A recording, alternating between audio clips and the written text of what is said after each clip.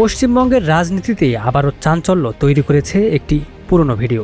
বিধানসভা নির্বাচনে ভূমিধস জয়ের পর রাজ্যের নতুন মুখ্যমন্ত্রী হিসেবে শপথ নেওয়া শুভেন্দু অধিকারীকে ঘিরে এই ভিডিও নতুন করে আলোচনার কেন্দ্রে এসেছে। শনিবার তিনি পশ্চিমবঙ্গের প্রথম বিজেপি মুখ্যমন্ত্রী হিসেবে শপথ নেন। তবে এই আনন্দ ঘন মুহূর্তের মধ্যেই সামাজিক যোগাযোগ মাধ্যমে ভাইরাল হয় তার প্রায় 10 বছর আগের একটি ভিডিও, যা রাজনৈতিক অঙ্গনে নতুন করে বিতর্কের জন্ম দিয়েছে।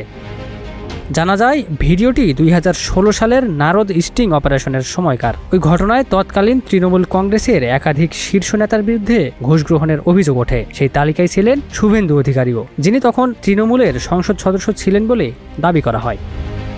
ভিডিওটি একসময় বিজেপির ইউটিউব চ্যানেলে প্রকাশ করা হয়েছিল, যেখানে তৃণমূল নেতাদের ঘুষ গ্রহণের দৃশ্য দেখানো হয় বলে অভিযোগ রয়েছে।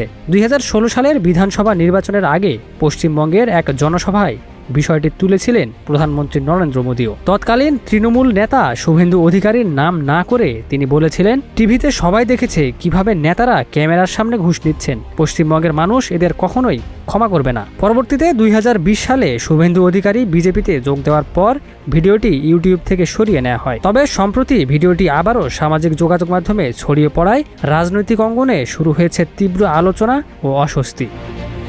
অনেকেই ভিডিওটি শেয়ার করে প্রশ্ন তুলছেন, যাকে একসময় ঘিরে এমন কঠোর মন্তব্য হয়েছিল, তিনিই কিনা আজ রাজনৈতিক অবস্থান বদলে নতুন পরিচয়ে সামনে এলেন, তা নিয়েও চলছে নানা বিতর্ক। সব মিলিয়ে শপথের আনন্দঘন মুহূর্তে পুরনো এই ভিডিও যেন নতুন করে রাজনৈতিক অস্বস্তির কারণ হয়ে উঠেছে গেরুয়া শিবিরের জন্য। Ekramuzzaman, news flash 71।